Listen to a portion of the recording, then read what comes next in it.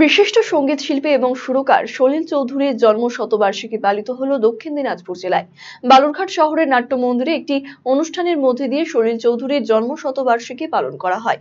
বিশিষ্ট গায়ক শিল্পী সমন্বয়ে আয়োজিত এই অনুষ্ঠানের লক্ষ্য আগামীতে জেলা থেকে শুরু করে রাজ্য স্তর পর্যন্ত নতুন প্রতিভাকে তুলে আনা।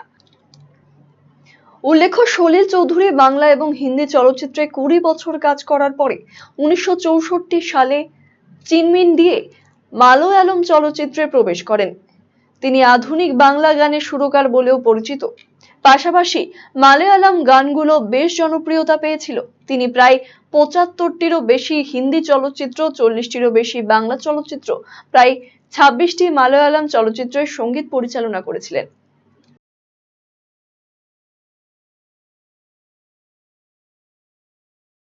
জানে যে এই 2024 সালটা সলিল চৌধুরীর জন্ম শতবর্ষের আরম্ভ হচ্ছে নভেম্বর মাসের 19 তারিখ।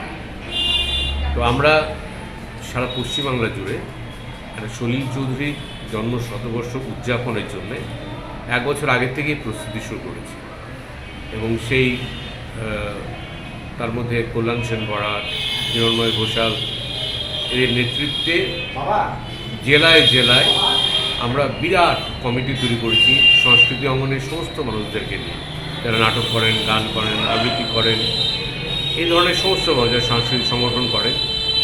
এবং এই উদযাপনের মধ্যে অনেক কিছু হচ্ছে, যেমন আলোচনা সভা হচ্ছে, আলোচনা চক্র, বইয়ের প্রকাশনা, নাটক কম্পিটিশন, গানের কম্পিটিশন, নাচের কম্পিটিশন, আবৃত্তির কম্পিটিশন, ফিল্ম তৈরির কম্পিটিশন, অর্কেস্ট্রেশনের কম্পিটিশন, প্রবন্ধ প্রতিযোগিতা এবং এই প্রতিযোগিতার মধ্যে পশ্চিমবাংলার সমস্ত জেলার শিল্পীরা যেভাবে অংশগ্রহণ করবে, তেমনি ভারতবর্ষের অন্যান্য প্রদেশের এমনকি ভারতের বাইরের যারা তাদেরকে নিয়ে ধাপে ধাপে ধাপে ধাপে হবে। 2024-এর নভেম্বর থেকে 2025-এর নভেম্বর অবধি বিশাল আয়োজন চলবে।